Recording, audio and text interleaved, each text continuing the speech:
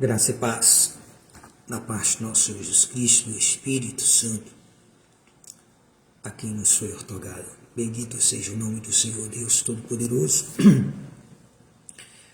Sejam todos bem-vindos a mais um Café com Deus, no qual nos colocamos aqui inteiramente à disposição e direção do Espírito Santo para nos trazer essa palavra, nos conduzido no discernimento e entendimento pelo qual Ele, sem dúvida alguma, designou para nós nesta manhã. Vamos ler aqui os últimos versículos do capítulo 22 do Evangelho de Lucas, onde o apóstolo Lucas, ele vai relatar o que ocorreu com a prisão de Jesus, em meio à humilhação e à tortura que ele sofreu, quais as reações dele, quais as palavras mais importantes que Jesus mencionou diante de uma situação como essa.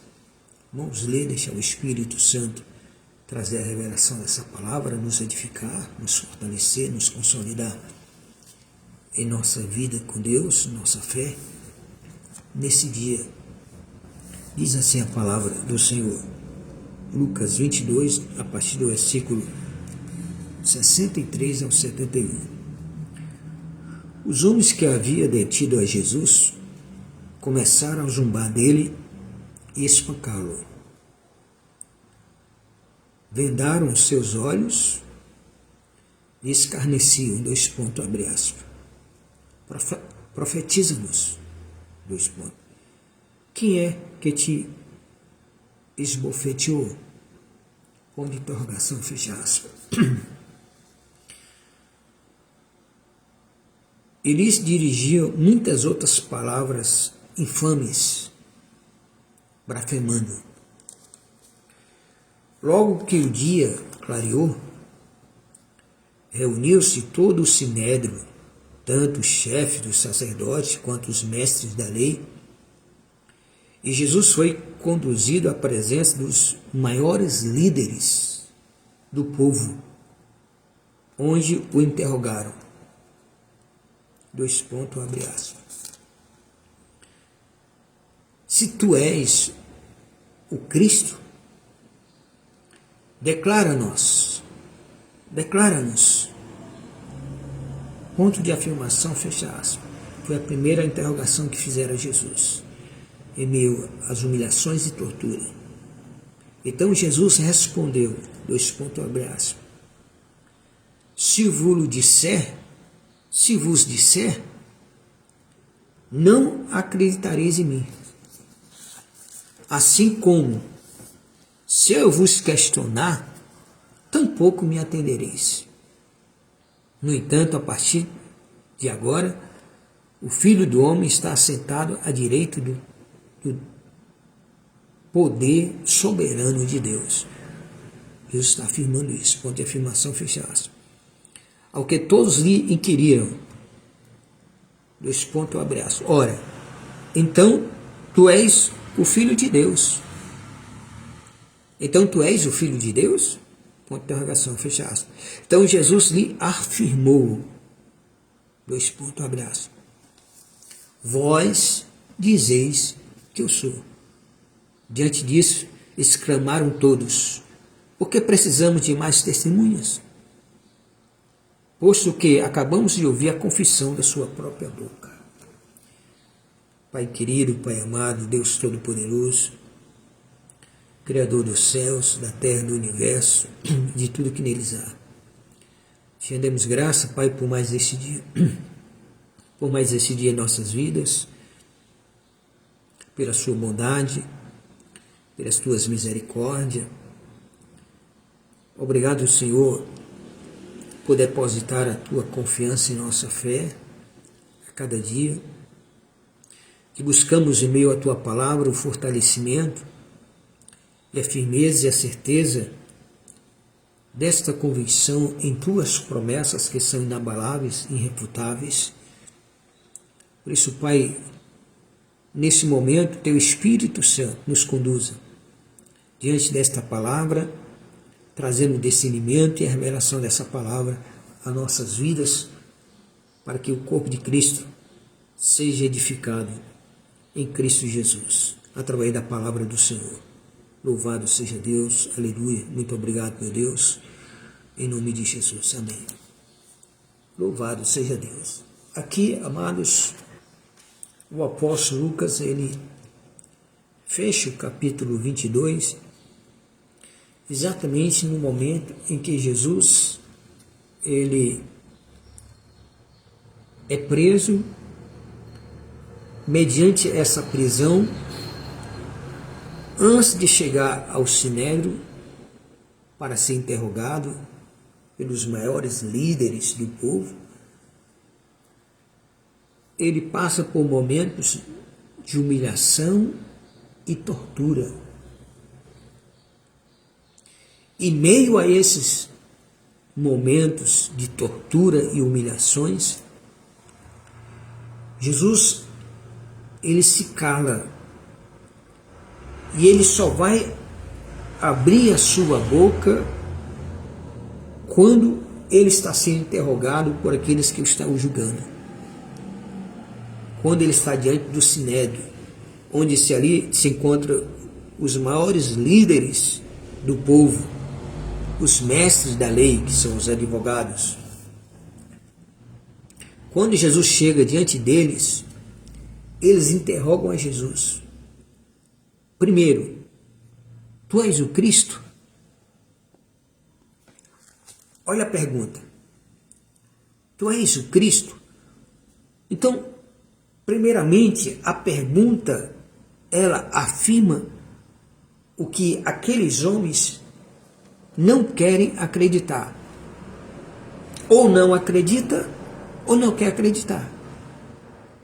Porque Jesus não deixou dúvida nenhuma em todo o ministério dele, no legado, na missão dele, de que ele era o Messias, o enviado de Deus. Mas essas pessoas, elas não queriam aceitar, mas queriam de toda forma encontrar uma palavra que o pudesse condenar à morte de cruz. A resposta de Jesus, essas 3 respostas que Jesus dá, é impressionante. Ele dá 3 respostas, e entre a segunda e a terceira resposta ele traz uma afirmação profética. Então, veja bem, Jesus responde a ele. Então Jesus lhe respondeu: se vos disser, se eu disser o que vocês estão me pedindo para dizer, se eu sou Cristo ou não, não vão acreditar em mim. Então, amados, a igreja precisa ter consciência de que existem certas situações e circunstâncias que ocorrem em nossa vida ao ser indagado a respeito de nossa fé, do que nós cremos, do que nós acreditamos. Há situações que a nossa resposta não vai fazer diferença nenhuma na vida dessas pessoas. Por quê? Porque elas não acreditam.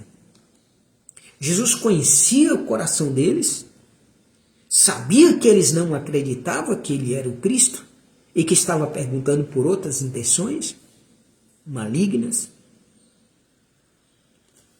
outras intenções obscuras. Eram pessoas que Jesus sabia que viviam uma vida de fingimento, de aparência, mas que na realidade, por dentro, como disse Jesus, era como um sepulcro caiado. Eles eram como ave de rapina. Então, Jesus, ele se nega o direito de afirmar quem ele é, diante de quem não acredita. Então, é como Jesus, em uma certa ocasião, ele nos orienta na palavra, por esses apóstolos, dizendo: não joguei pérolas aos porcos. Então, a verdade de Deus não adianta ser dita para quem não crê. Não adianta nós perdermos tempo levando a palavra, perdendo tempo levando a palavra para quem nós sabemos que ele não acredita. Devemos ir atrás de quem acredita. Devemos lançar a semente naquela terra que é fértil, que vai produzir fruto digno de vida eterna. Mas como saber isso? Se a pessoa acredita ou não? O Espírito Santo conhece. Ele sonda os corações, ele confirma. Dá para se perceber, dá para se saber se a pessoa acredita ou não. O Espírito Santo não ilude ninguém. Ele veio com a missão de falar a verdade, de nos ensinar a verdade. E o que Jesus está aqui nos mostrando através dessa narrativa do apóstolo Lucas, direcionado aqui pelo Espírito Santo, que a resposta de Jesus foi essa. Quando perguntaram a ele diante do sinédrio, ele já estava machucado, ele havia sido já torturado, havia sido humilhado, falaram para ele ali palavras infâmias, blasfemaram contra ele. Nós não fazemos nem ideia que tipo de palavras foram essas, infâmias. Foram palavras que o Espírito Santo achou por bem nem colocar aqui. De tão grave, tão absurda, ofensivas, foram essas palavras. Nos direcionando que nós não devemos criar esse tipo de hábito e não devemos acreditar esse tipo de palavras. Não devemos acolher esse tipo de palavras na nossa vida. Jesus não acolheu, Jesus ficou na dele. Quando estava sendo humilhado, quando estava sendo torturado, ele ficou calado. Como diz o profeta Isaías, ele foi levado ao matadouro como uma ovelha muda, ele não abriu sua boca. Foi torturado, foi humilhado, mas ficou calado. Diante daqueles que o interrogaram, que eram os mestres da lei, que é o mesmo que advogados, e os líderes religiosos, os sacerdotes, os líderes maiores do povo, ou seja, aqueles que se achavam mais importantes, e não eram nada. Não passava de pobre, nu e miserável, como diz o apóstolo João na carta dos Apocalipse, na carta do Apocalipse. Não passa disso. Queriam saber de Jesus: tu és o Cristo? Quando eles mesmos não acreditavam. E Jesus, conhecendo eles, disse: olha, se eu vos disser, vocês não vão acreditar em mim. Ou seja, Jesus está dizendo: eu estou aqui, não é para eu dizer quem eu sou e vocês acreditarem, porque vocês não acreditam. Quantas vezes nós não levamos a palavra da verdade, a revelação de Deus? Quantas vezes nós não colocamos o que é certo de maneira sincera, honesta, verdadeira, mas a pessoa não acredita. Até dentro da própria igreja não acredita.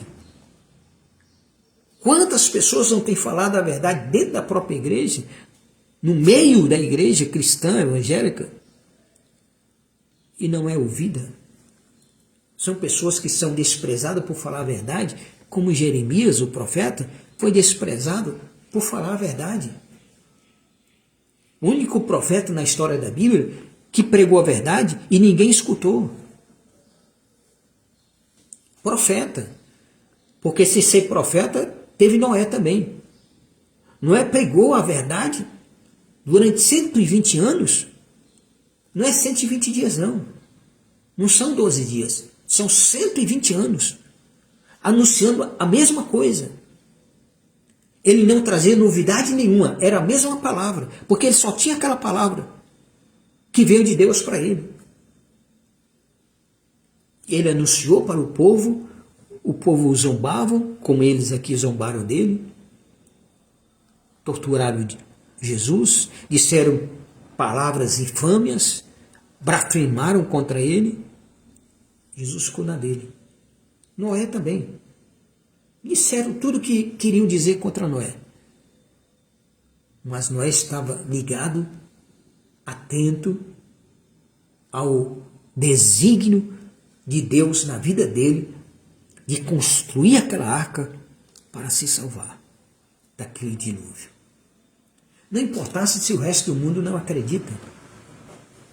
Nós não devemos nos preocupar quem vai acreditar, quem não vai, porque o apóstolo Paulo já nos ensina isso.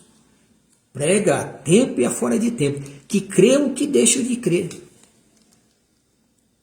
Agora, quando estamos diante de pessoas como essas, que deveriam dar o exemplo, e crer e não crer, então nós não devemos perder tempo com essas pessoas, que é a mesma coisa que Jesus disse, é a mesma coisa que jogar pérolas aos porcos. Os porcos não vão valorizar, porque eles não sabem o que é uma pérola. Não sabem discernir o valor de uma pérola.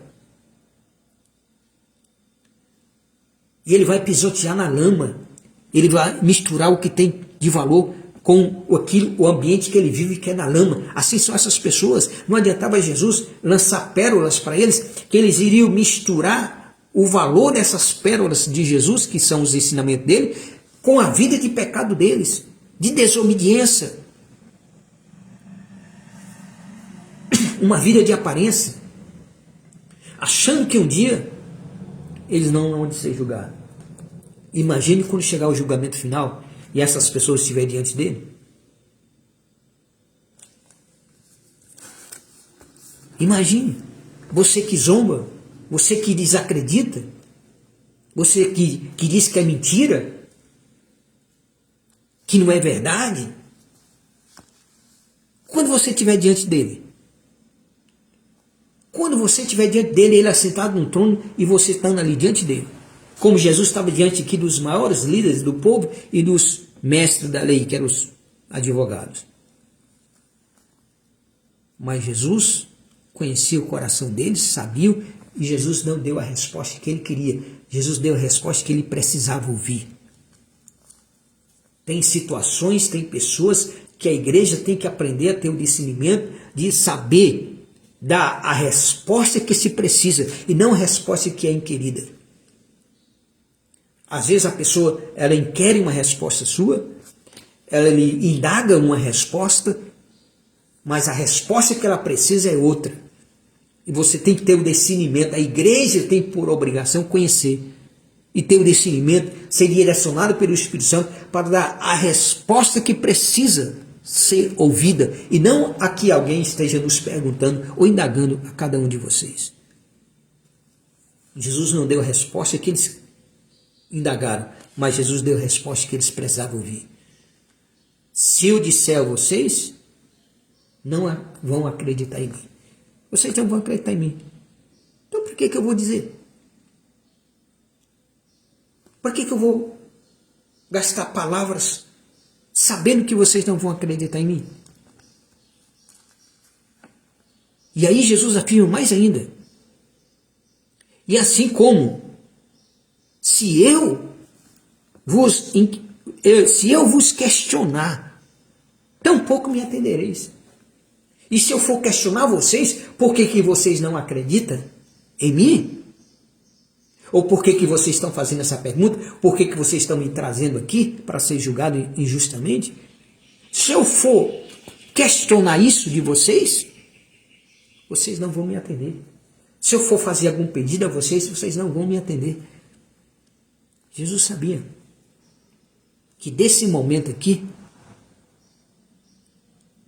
ele subiria aquela cruz e daria a vida por nós. Ele vai passar por vários julgamentos, até chegar à cruz. Ainda vai sofrer tortura mais adiante, além da tortura que ele já sofreu agora, além da humilhação que ele sofreu agora, ele vai continuar passando até estar naquela cruz. Aí Jesus traz uma palavra profética para eles, mas eles não entendem. Mas ele fala porque os discípulos, mais na frente, irão perceber. É tanto que o apóstolo Lucas, ele traz essa narrativa porque o Espírito Santo coloca isso, para ele trazer. Jesus disse, no entanto, é uma palavra profética, no entanto, a partir de agora, o Filho do Homem estará sentado à direita do poder soberano de Deus. Não é estar à direita de Deus. Entenda a colocação de Jesus. A partir desse momento, o Filho do Homem está à direita do poder soberano de Deus. Ou seja, eu não estou à mercê de vocês. Eu não estou à mercê das situações de vocês, das escolhas de vocês, do julgamento, do castigo que vocês estão proporcionando e vão continuar proporcionando a mim. Esse sofrimento, essas humilhações, essa tortura. O Filho do Homem, a partir desse momento, está à direita do poder soberano de Deus. Jesus, ele coloca com clareza quem está no controle e no domínio é a soberania do poder de Deus. Aquelas pessoas nada entenderam, nada compreenderam, mas Jesus dá a resposta que eles precisam ouvir. Embora não entendessem, embora eles não acreditassem, embora eles não atendessem Jesus, se Jesus questionasse ele, mas Jesus deixou uma coisa bem clara para eles e para o diabo. A partir de agora, porque não tinha mais volta, a partir de agora, o Filho do Homem, que é em relação a ele, a partir de agora, ele está à direita do poder soberano de Deus. Ou seja, quem está no domínio, quem está controlando a situação, é a soberania do poder de Deus. Não é a vontade dele, não é a vontade daquelas pessoas. Aí então todos que estavam ali começaram a inquirir, a questionar, perguntar. E perguntaram, ora, então tu és o Filho de Deus? Diante do que Jesus afirma, do que Jesus passa para eles, veja a percepção que eles têm. Ora, então tu és o Filho de Deus? Então tu és o Filho de Deus? Faz a interrogação. Então Jesus lhe afirmou. Jesus fez uma afirmação. Vós dizeis que eu sou. Quando Jesus diz isso, aí eles pegam exatamente essa frase como uma afirmação de que Jesus está falando exatamente que ele é Filho de Deus. E aí eles têm motivo para condená-lo. Diante disso, exclamaram todos, por que precisamos de mais testemunhas? Posto que acabamos de ouvir a confissão da sua própria boca. Você veja como o diabo ele distorce as coisas. O diabo distorceu a palavra, porque Jesus disse, vocês dizem, quando pergunta, tu és o Filho de Deus? Jesus diz, vós dizeis que eu sou. Ele não usa a palavra eu como Deus. Vós dizeis que eu sou. E aí o diabo distorce na mente deles de que Jesus afirmou que era. Porque se tivesse de afirmar que era, ele tinha afirmado na primeira interrogação. Quando disseram para ele, se tu és o Cristo, declara-nos. Se tu és o Cristo, diz para nós. Se tu és o Messias, então nos confirma. E aqui pergunto, se tu és o Filho de Deus? Tu és o Filho de Deus? Jesus diz, vocês estão dizendo que eu sou. Ou seja, tudo o que se está passando aqui é a confirmação de que eu sou. Então, o que está acontecendo na sua vida, o que está acontecendo na nossa vida, na minha e na sua vida, o que está acontecendo na igreja hoje, no mundo, é uma confirmação de quem nós somos.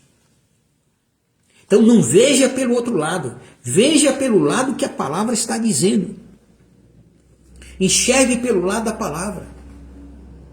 Creia que quem está no controle é o poder soberano de Deus sobre as nossas vidas. É o poder soberano do Espírito Santo sobre as nossas vidas, sobre a vida da igreja. O mundo vai sempre distorcer. Aqueles que não acreditam e não querem obedecer, eles vão distorcer a verdade. Mas nem por isso nós vamos deixar de dar a resposta, não que eles estão perguntando, mas a resposta que eles precisam ouvir. Que goste e que não goste, que aceite e que não aceite. Que o diabo possa distorcer na mente dele de maneira erradas, como sempre faz. Satanás está sempre distorcendo, como procurou distorcer na mente de Eva o que Deus havia falado. Porque Satanás disse para Eva, foi assim que Deus disse? Não, mas não é desse jeito. Deus disse que se você comer do fruto, você morre. Não, se você comer do fruto, você vai se tornar igual a ele. Então Satanás é astuto, porque o próprio Jesus já disse que ele é astuto, que ele é rasteiro. E que nós temos que estar sempre orando para não cair na tentação. Não é para ser tentado. Tentado é todo dia. A questão é não cair. A questão é você dominar o pecado, como Deus disse para Caim. Caim, se você fizer o bem, você não vai ser aceito. Todo bem que nós fizermos, nós somos aceitos diante de Deus. O bem é aceito diante de Deus. Mas se nós continuarmos a pensar, a fazer o errado, o mal, o pecado vai bater a nossa porta. Cabe a nós dominá-lo. Mas Caim não quis dominar o pecado. Ele deixou o pecado dominar ele e levou ele a cometer o que ele cometeu. E aí, sem um exemplo de maldição, porque Deus colocou um símbolo de maldição nele, para que todos soubessem, aonde ele passasse na face da terra, todos sabiam que ele era um homicida. Que ele tinha tirado a vida do próprio irmão injustamente. Há muitas maneiras de se tirar a vida de alguém. Não é só matando, não. E quem tem o Espírito Santo de Deus entende isso. Não é só você matando que você tira a vida de alguém, não. Há outras formas de tirar a vida mais perversa ainda.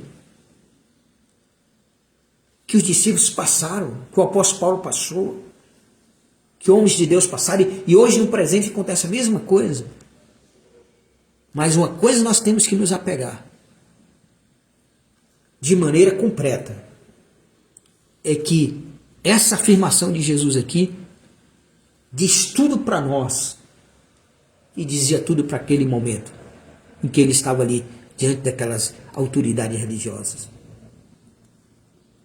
O Filho do Homem está sentado à direita do poder soberano de Deus. Não está à direita do Pai. O Filho do Homem não está à direita do Pai. Jesus não disse isso. O Filho do Homem está à direita do poder soberano do Pai. Quem está no controle, Jesus estava dizendo para ele, é o poder soberano do Pai, de Deus. É a soberania de Deus, do poder dele, que está no controle da situação. Ou seja, na hora que Deus quisesse interferir, Deus interferia. Na hora que Deus quisesse ali, tirar Jesus dali, tirava. Mas ele enviou Jesus para dar vida por nós. E Jesus estava à disposição da vontade do Pai, porque ele disse, Senhor, não seja feita a minha, mas a tua vontade. A igreja de Jesus precisa ter discernimento dessas palavras, dessas colocações de Jesus, porque ela traz exatamente como deve ser e como nós devemos crer. Como devemos ser e como devemos crer. E como nós devemos dar a resposta daquilo que nós cremos e acreditamos. Jesus sabia que não adiantava Jesus confessar que Jesus era o Cristo, eles não iam acreditar. Não adianta Jesus queria buscar se argumentar com ele questionar ele a respeito de alguma coisa, Jesus não seria atendido. Se Jesus fosse justificar para eles que Jesus era justo, que Jesus era o Filho de Deus, que Jesus estaria ali numa missão, nenhum deles ia atender Jesus. Mas Jesus disse para ele: mas vocês não estão no controle. Essa situação aqui só está acontecendo porque ela está debaixo do poder soberano de Deus. Porque o Filho do Homem, a partir desse momento, está à direita do poder soberano de Deus. Ou seja, Deus decide ali. Deus fez aquela escolha. Deus tomou aquela decisão. Para que o seu Filho, porque assim como João 3,16 nos afirma, Deus enviou o seu Filho unigênito para que todo aquele que nele crê não pereça, mas tenha a vida eterna. Então, o Pai achou por bem, sendo nós ainda pecadores, deixar o seu próprio Filho morrer naquela cruz, daquela maneira, injustamente, sendo torturado, passando por blasfêmias, ouvindo palavras infâmias, passando por todo tipo de coisa, mas ele se conduziu sabendo que ele estava debaixo do poder da soberania de Deus.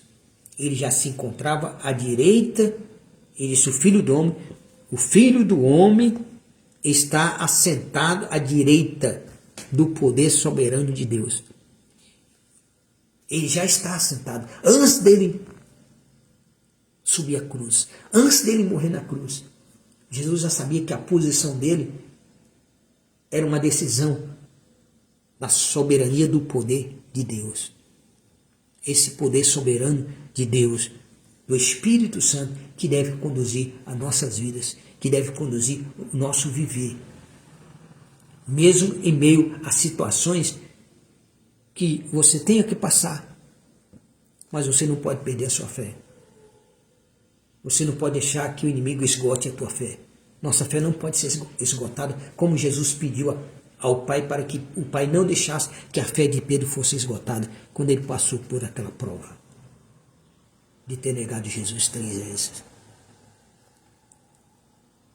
O importante é nós crermos que quem está no controle é a soberania do poder de Deus, do Espírito Santo e de Jesus sobre a vida da igreja.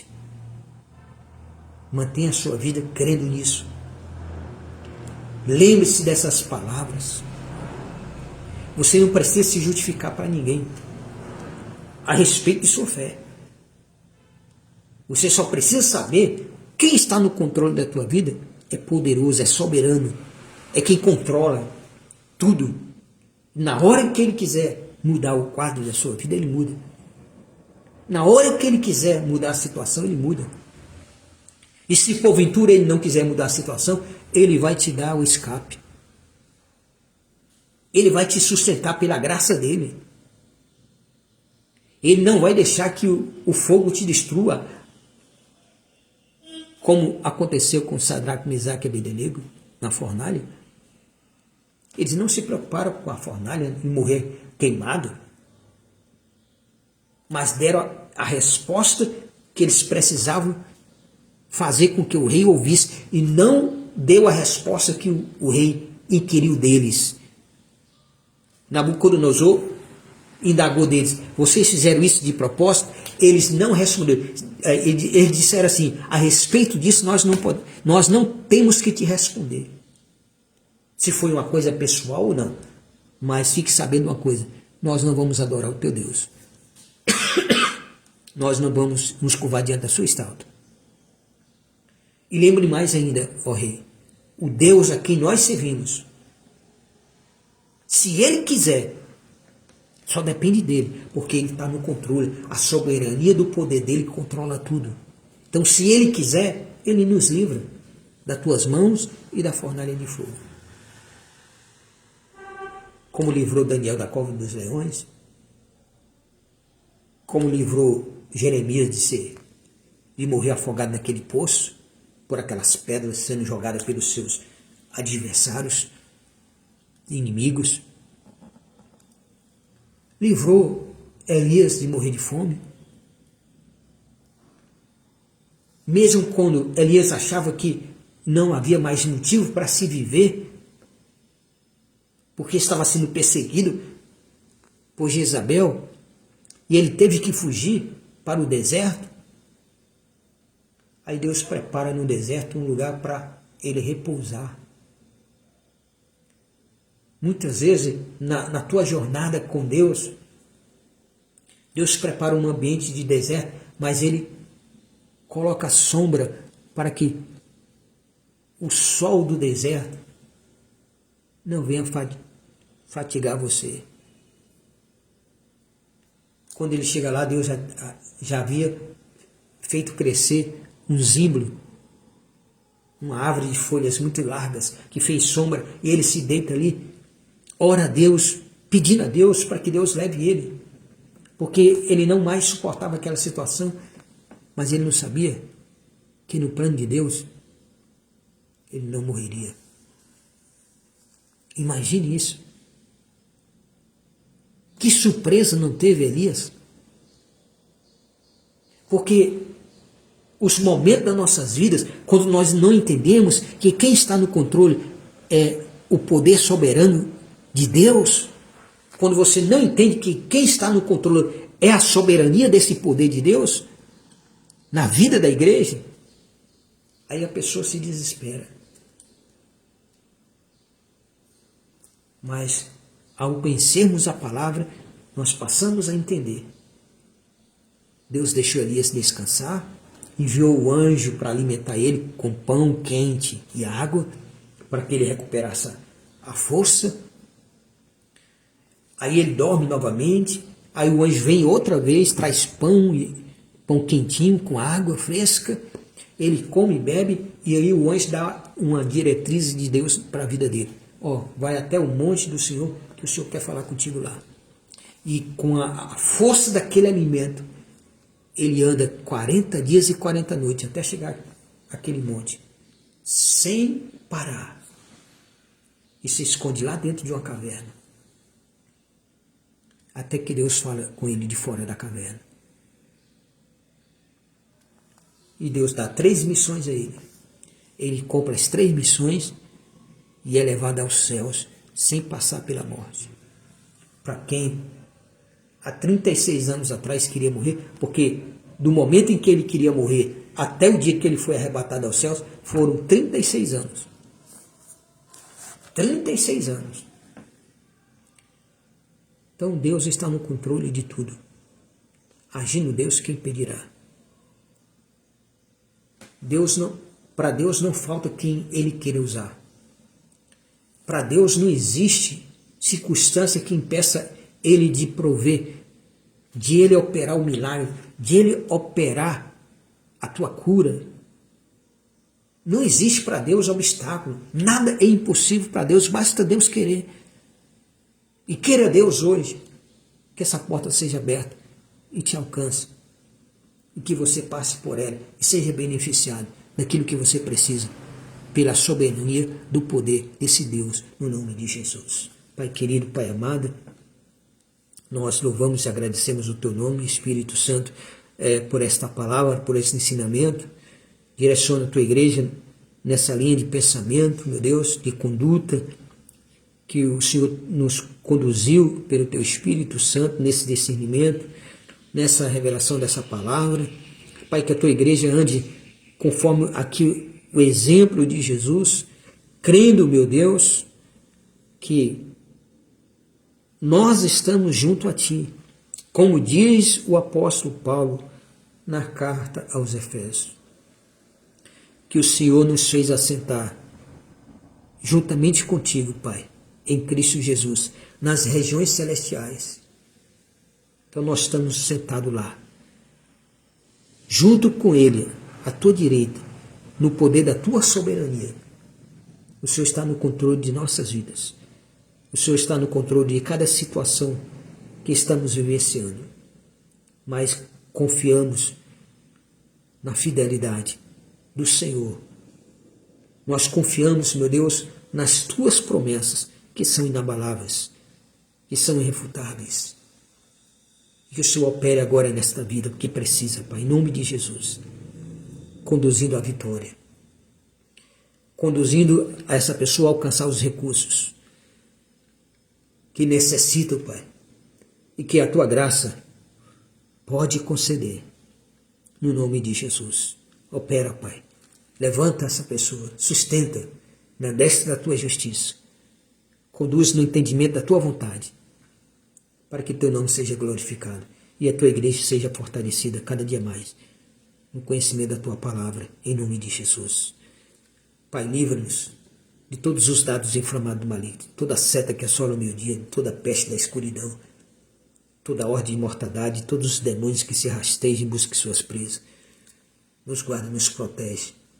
Não nos deixe, Pai, em nome de Jesus, cair em tentações. Guarda, nos protege e nos cerca com a cerca de proteção, como tu fazias com Jó e a família dele e o que ele tinha.